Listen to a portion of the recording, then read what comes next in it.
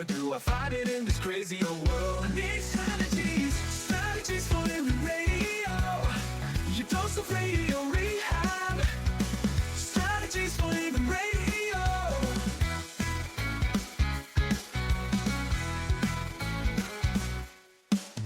Every time I listen, Lauren and David share strategies for living, and it makes me aware. I've got strategies for living, strategies for living radio.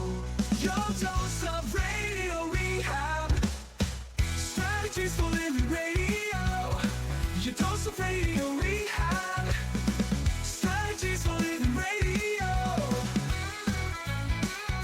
Oh, yeah, we need them. We need those strategies, don't we? Those strategies for living. So, are you ready? You ready for your daily dose? Your daily dose of radio rehab? I'm ready. I figured you would be today. Hey, folks, welcome. Welcome into another edition of Strategies for Living. I'm Dr. David McMillian.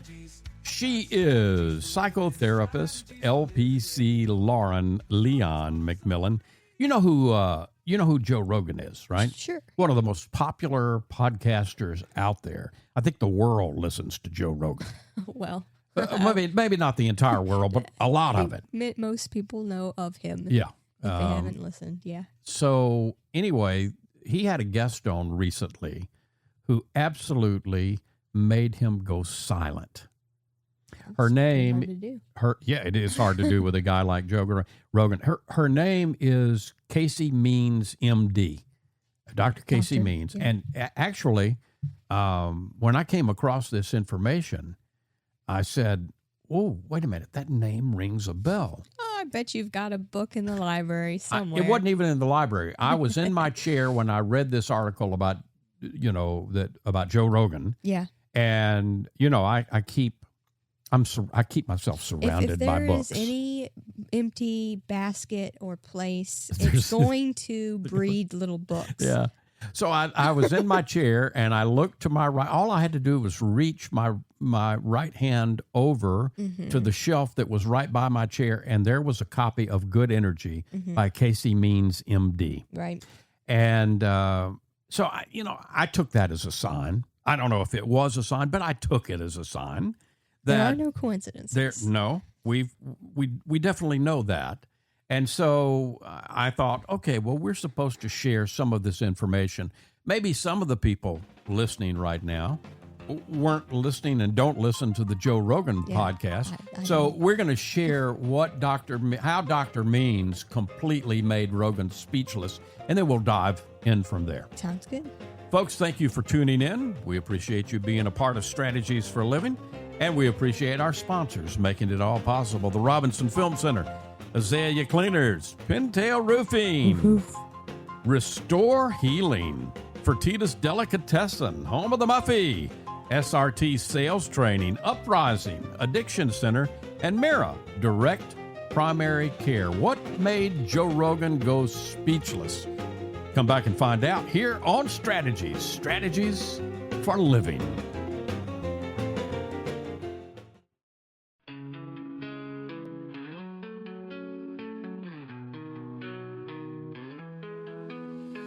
Tune in daily, find the light. Healthy mind and spirits bright. Strategies for living strong. Feel the vibe, it won't go wrong. Body moves and soul align. Catch the rhythm, feel the time. Radio rehab every day. Chase those clouds of gray away. Your daily dose of radio rehab. Lift you up when skies seem drab. Mind and body, spirits free. Living life in harmony. And welcome into Strategies for Living. Lauren McMillian, David McMillian, with the burning question, what in the world could make Joe Rogan, and who could make Joe Rogan go silent? Well, as it turns out, it's a lady. Dr. Casey Means. Yeah. And I'm going to share some of what she shared with Rogan that had him speechless. But Casey Means is the author of a wonderful book that I happen to have. It's called Good Energy, The Surprising Connection Between Metabolism and Limitless Health. I like that, limitless health. So Dr. Casey Means is a co-founder of Levels, which is a health technology company with a mission of reversing the world's metabolic health crisis. She's been on the faculty at Stanford, lecturing on metabolic health and health technology. And she's graduated from Stanford Medical School, trained in head and neck surgery at Oregon Health and Science University. And she did all of that before leaving traditional medicine to devote her life to tackling the root cause of why Americans are sick. And so, that's, I think, what got Joe Rogan's attention. Yeah, well, it's the statistics, right? What she says is basically that we are getting destroyed. Yeah. And she says it's recent. It's very recent. And it's accelerating. All right, so that should give us pause all right there. It's recent. It's accelerating. Yep. So here's where it begins. Probably most of our listeners are sitting down, but if you're not, sit down. 74% of Americans are overweight, are obese. Okay, yep. Young adult cancers are going up 79% in the last 10 years. Yep. 25% of men now under 40 have erectile dysfunction. 50% now of American adults have type 2 diabetes or prediabetes. 50%, that's half. 50%. Yeah. These were diseases where there was 1% of Americans in 1950 that had type 2 diabetes. Now it's 50% of Americans have prediabetes or type 2 diabetes. Let that sink in. From 1% in 1950 to 50, half, one in two of American adults now. In 70 years. Yeah, there you go. Which isn't long. That's not long at all in terms of... going from 1% to half. Yeah. Alzheimer's, dementia are going through the roof. Young adult dementias have increased like 3 times since 2012. So early onset dementias. 1 in 2 Americans are expected to have cancer in their lifetime now. 1 in 2. 1 in 31 children has autism now in the United States. That was 1 in 150 in 2000. Okay. In California, the autism rate is 1 in 22. 1 in 22 with a lifetime neurodevelopmental disorder. Infertility, it's going up 1% per year. Yep. 77% of young Americans can't serve in the military because of obesity or drug abuse. That one hit me. 77%. Yeah, 77% of young Americans. That's... Autoimmune diseases, some studies are saying they're going up 13% per year. Now let's talk about heart disease. Okay. Heart disease is almost totally preventable. Yep. But it's the leading cause of death in the United States. It kills around 800,000 people per year. So let that sink in for a moment. Heart disease, almost totally preventable, but it's the leading cause of death. That really tells you what we need to know to jump off today, because it really tells the story. It's basically, Dr. Means told Joe Rogan, that it's basically like all of us are a little bit dead while we're alive. That is so well put. Yeah, it is. So apt and appropriate for what I think is going on here. She also told him that all of these statistics are not unrelated. These are not unrelated crises. They share the same biological pattern, which the pattern is a body stuck in survival mode. Yeah. And once you understand what's happening and what's keeping your body there, then the path to real healing begins to make sense. Yeah. And that's really elegant, right? Because it's totally preventable. We're totally empowered here to manage these crises if we so choose. Right. I think, being in survival mode, a lot of people, when we hear these statistics about our health and the failings here, we turn to, well, who's to blame? And we point the fingers at industries and people and groups. But I think there's a deeper question here, and I think she's getting at it, right? And the question is not really who's to blame so much as what is our body trying to tell us? Yeah. Right? Yeah. And it's trying to tell us that, as she says, that we're in survival mode. And another way to think about it, I think, is to say that we think of ourselves as separate. Ah, yeah. And so we're trying to survive as separate individual entities when that's never been the case. Yeah. Yeah. But, we're, and again, it does no good to spend a minute of time on blame. No. Okay, because the numbers speak. Mm-hmm. And it really doesn't matter how we got here. What really matters is what we do about it now. Mm-hmm. And what really matters is that we, like Joe Rogan obviously did, that we sit up and pay heed to voices like Casey Means. And by no means, no pun intended, by no means is she the only one, No, there is a crew of people emerging on this front line of, okay, what the health, right? What's going on? Yeah. What's going on with our bodies? What are they trying to tell us? And what can we do as individual and collective society, as empowered people, do? And I'm not going to sit here at this microphone and say somebody like RFK Jr., who I do admire. Mm-hmm. I Sure. admire his courage, his tenacity, and he's taken a beating.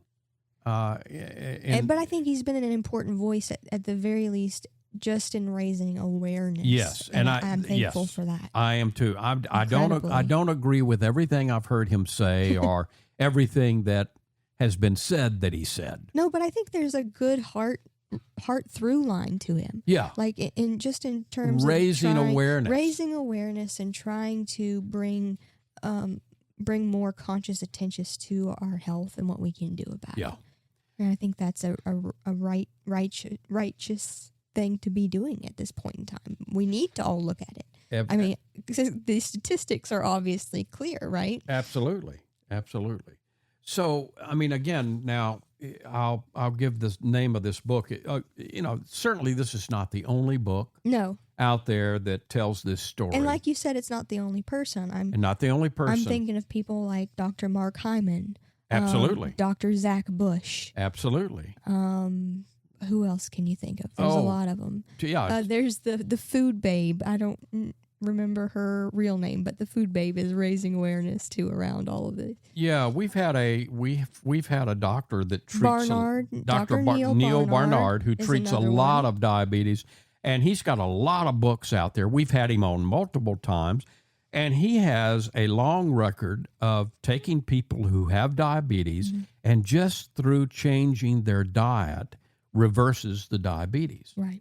And so here's a medical doctor who's using food, good, healthy food, as medicine. Well, and that's not far from, I think Dr. Casey Means would agree with that too. And that's a point of loss that we as humans have completely disconnected ourselves from. There's that old saying, you are what you eat. And I think it's become so trite that we forget the truth in it. Yeah. That truly the food that we consume literally becomes the structure and function of our cells, and therefore our organs and our tissues and our bodies. Absolutely. One of the things that Dr. Means says about her own, colleagues in medicine is she says the most blatant and deadly example of the intervention-based incentives of our medical system is that medical leaders are absolutely silent on the things that are actually making us sick. Food and lifestyle. Yep.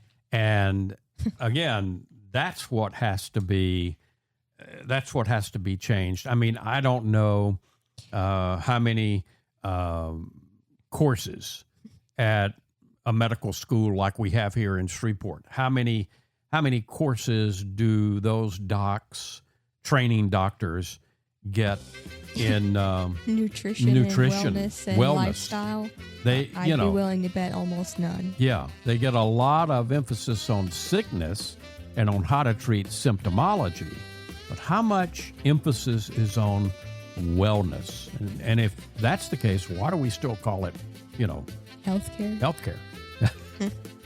We're raising some issues today. Maybe making us all think here on Strategies for Living. We've got more. We'll be back. Stay with us.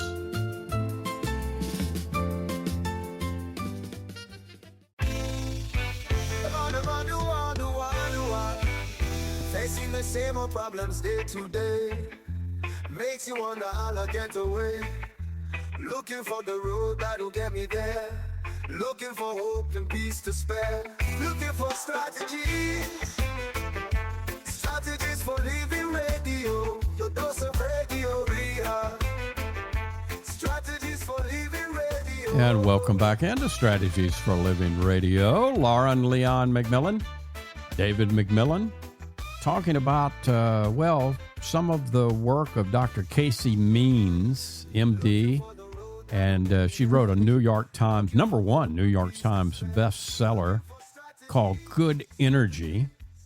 Feel incredible, avoid disease, and age well. Who wouldn't want that? But, we've already pointed out from what she shared with Joe Rogan, the statistics say we're not there right now. No. And we've got some work to do, which is doable. That's the great news. All of the work is doable, but we have to tune into it. We have to be aware of what it's actually saying to us, right?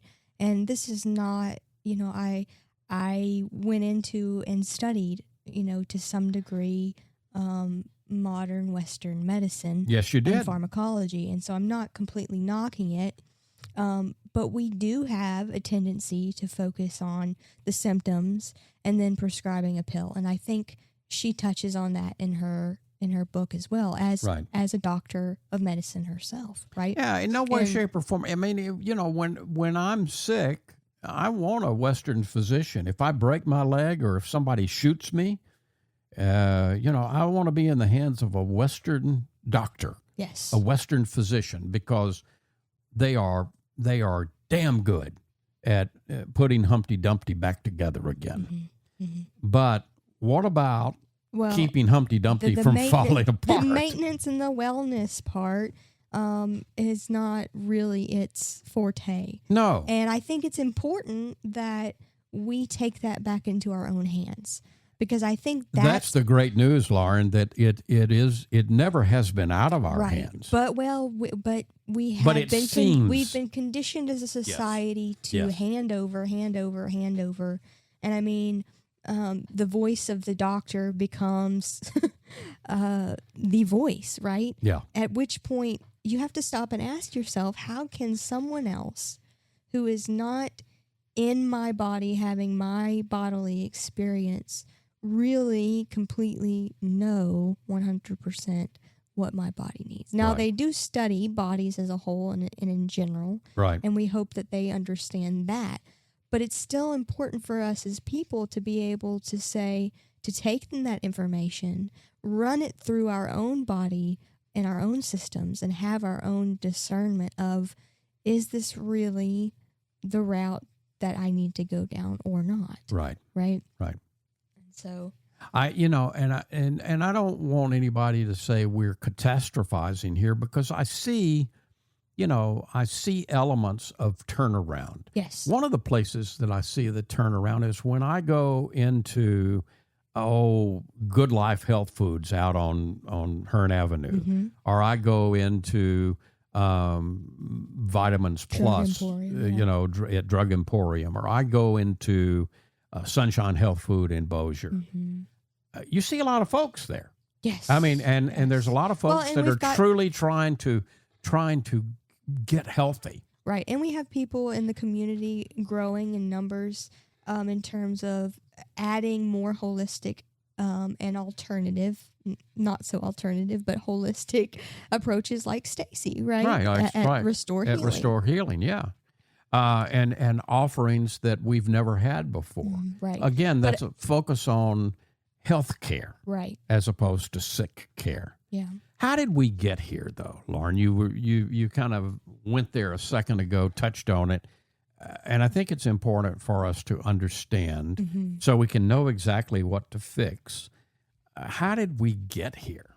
Well, I think it's a mismatch of what's going on in modern day and our vessel, our actual physical vehicle that we call the body. Okay. Okay. And it's then there's two parts to this. The first is actual modern life, which is, the environment is really brand new that we've created, the artificial environment that we've created, which Right. includes ultra processed foods, right?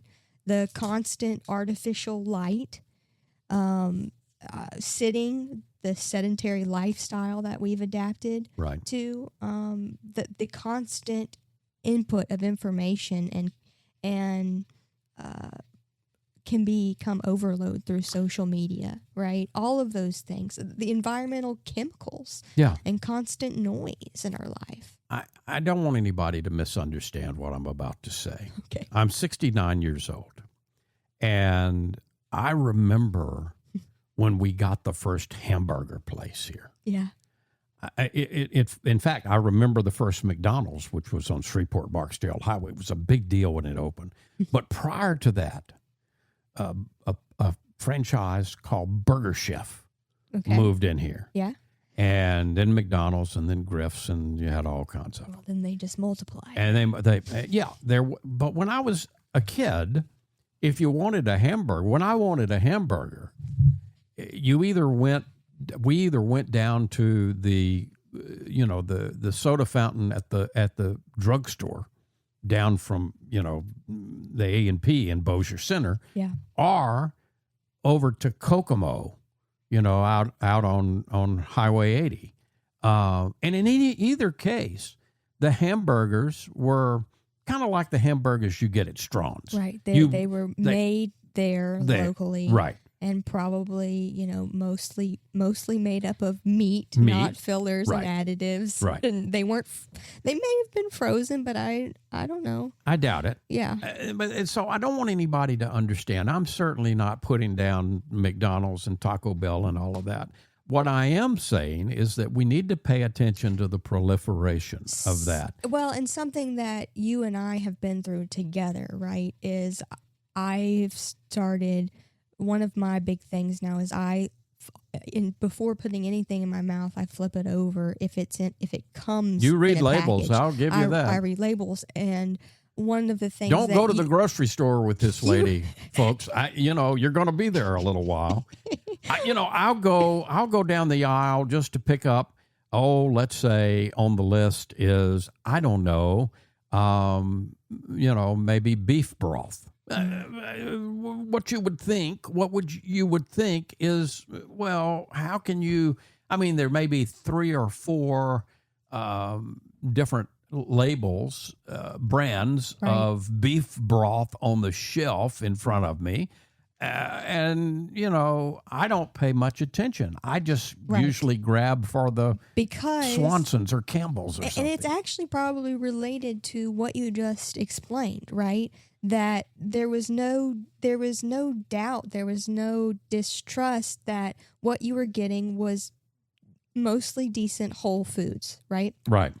But something that you and I have been through together Well, is the idea that, even the Ritz crackers, right, that you ate are not the Ritz crackers that are made available today. Yeah. I mean, the ingredients have what I'm describing with the quadrupled. Folks, I want you to understand what I'm describing with this beef broth thing actually happened to Lauren and I. Well, it was vegetable broth. It was vegetable. Yeah. Okay. Yeah. Well, that's probably even worse. Yeah. But I had it on my list, and I'm just going, and I put the vegetable broth, whatever brand. I think it was Swanson's. I'm not sure. It doesn't matter. I put it in the grocery cart. Lauren grabs it, and then I hear yelling. Well, I'd gone on down the aisle. I heard, some kind of disturbance behind me, and I looked around to find out who was making this disturbance. It was my lovely wife, who had read the label, and there was high fructose corn syrup in whatever brand of vegetable broth that I grabbed. Actually, Lauren, that day you got my attention. You really got my attention, and you from that point, I'm not going to say that I certainly am not going to tell anybody that I read every label that I put into my grocery cart now, but I read a heck of a lot more of them. And that very day, we were, we had a list like you normally do at the grocery store, and we went around the corner, the next aisle. I wanted some salad dressing, and I picked up my normal. One of the biggest offenders of high fructose corn syrup, and I could not believe I needed Italian salad dressing. I mean, how can you? But I picked up the label because of what you had shown me a couple of miles over, and I'm reading the dadgum label, and I'll be dadgum if the brand of Italian salad dressing I'm holding in my hand doesn't say right there, plain and simple, high fructose corn syrup. Now, why the hell? Do you want to know why? Why? Well, it's a process of so that we'll eat more, we'll engage more. It's an addictive additive.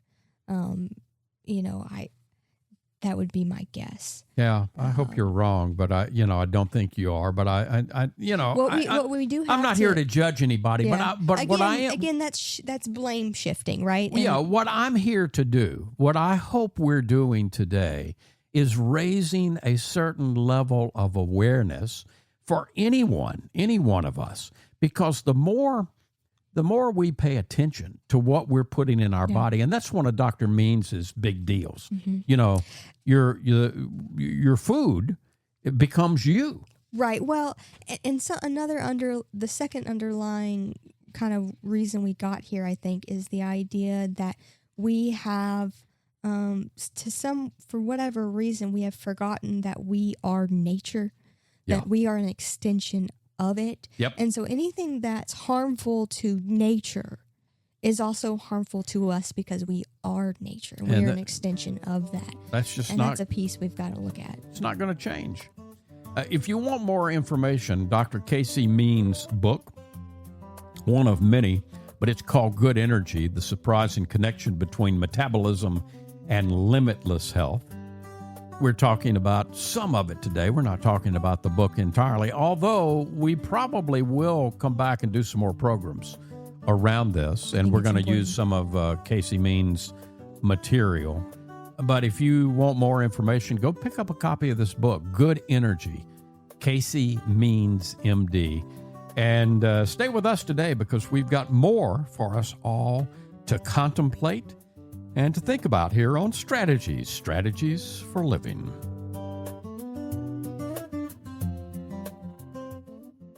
We all have health problems every day. We all need help along the way. We need strategies, strategies, strategies for living radio. And welcome back in. Welcome back into Strategies for Living Radio. Lauren, Leon McMillian, David McMillian. Focusing today on health care, true health care instead of sick care. Talking about Dr. Casey Means, and boy, did she get Joe Rogan's attention on his podcast recently. If we're getting your attention and you want more information, a good place to start would be her book, Good Energy, Casey Means. One of the things that we indicated earlier and that she indicated with those statistics that we shared, Lauren, is one of the problems is kind of today I'll call it our jacked up nervous system. Right. Well, I mean, that was the phrase she used, right, is that we're stuck in survival mode, which indicates that we are stuck in sympathetic, in our sympathetic nervous system response. Right. Right, which is what we colloquially might call the fight, flight, freeze, and fawn response. And, right. And, many people don't even know because we've been stuck in it for so long. Yeah. And especially with the stories of society just continuing to fuel that, it can be a rebellion. Society invites us to go, do, and don't stop. Mm-hmm. And we're not really concerned if you get enough rest and restful sleep. Right. For goodness sakes, you don't have time to eat. So go get one of those fast food alternatives packed full of all that preservative. Right. Right, which then just further fuels the cycle of really what you're doing is you're lowering your potential and your full ability, capacity as a human being. You're stifling yourself. And she kind of alluded to that as well by saying we're kind of partially dead while we're living. Yeah, it reminded me of one of my shows that I used to love to watch, The Walking Dead, zombies. Well, it's almost like yikes. we're zombies. Yeah. Well, in a way, look around. Yeah. I mean, that is what we've become. I mean, when our bodies are constantly under attack, right? Even to the point of developing diseases and disorders like cancer and autoimmune and obesity, and the list goes on. So what are the strategies? What can we do? What can any of us, including us who are obese, and I, full disclosure, technically I am. I'm very, happy that I've lost a lot of weight here recently. Mm-hmm. I'm down 60 pounds. But I'm still, considered. I'm still for my height. I'm still considered my height and age. I'm still considered quote unquote obese. So I've got a ways to go, but I'm heading there. Yes, you are. I'm heading there. Yeah. But what are the strategies? What can all of us who are listening do to begin to get a better handle on our own health care? So I think one of the most foundational things is sleep. Right? Yeah. It's probably the most underrated medicine, so to speak. Being able to get enough quality sleep. You want to make sure that you are going into deep restorative sleep. Yeah. For instance, if you have sleep apnea, and many people do and are not diagnosed with it, you're probably not going into deep restorative sleep. You're staying in that higher level, the REM sleep. And you're dreaming a lot. That's an indication that you're in REM sleep. Because when you go into the deep restorative sleep, I don't know if you dream there or not, but you're not going to remember the dream if you do, because you're deep. Right. Yeah. Right. And another thing people often don't understand is if you are taking any sort of substance to quote unquote help you sleep, whether that be a form of THC or alcohol, or even, an allergy pill sometimes, right? But I'm thinking especially along the lines of THC or alcohol. We think it helps us sleep. It seems to. Yeah, but it actually robs you in the long run of the good quality sleep that we need. Okay. So that's just important. So one of the big things you think is the starting point is focusing on sleep. Sleep hygiene. If I'm not happy with how I'm sleeping, what's something that I can do? Well, is to improve your sleep hygiene, right? So I'm thinking things like avoid bright lights before bed. Okay. Avoid bright blue lights if you can. So if you can, cut out the TV, cut out the computer, cut out the phone an hour before you're ready to go to bed. At least an hour. Maybe a little more. Yeah, maybe 3. Yeah. Speaking of 3 hours, stop eating. Have your last meal at least 3 hours before bed, if not longer. So instead of eating that 8 o'clock supper, do the math. If you need to back it up, maybe have supper by 5:30 or 6 o'clock. Right. Yeah. And create for yourself some sort of routine, a wind down routine that helps to train your mind and your body that, okay, I'm entering into sleep. Some people like a hot bath or a shower before bed. That can help, and it's an added plus if you can add some form of magnesium to the water. Yep. And then create some. Maybe you listen to a light music or chill. Maybe you have a meditation CD or maybe you read. People like to read before bed. I love that. Yeah. I've always said that's kind of my Xanax. Whatever it is for you, and create that habit so that your mind and body can kind of train itself to, all right, they've started the bath and they've started reading, so I know it's almost time for me time to shift into sleep gear. Right. At least get one of the most underrated things you can do as well for sleep starts in the morning, and that is to get natural light first thing in the morning.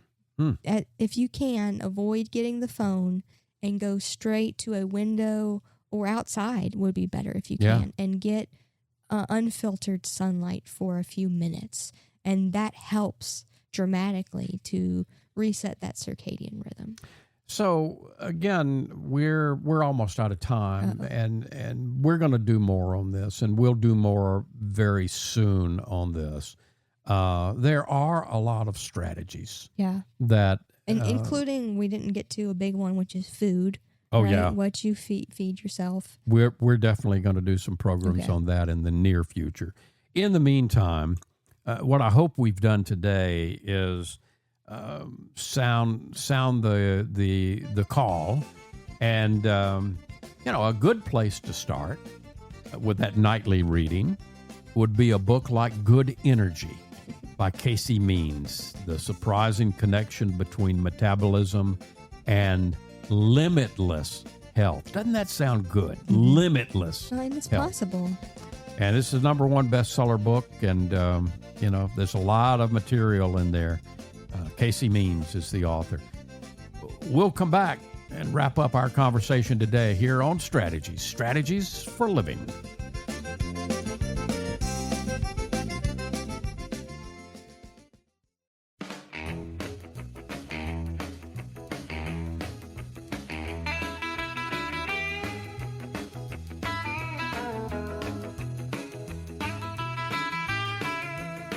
And welcome back into Strategies for Living.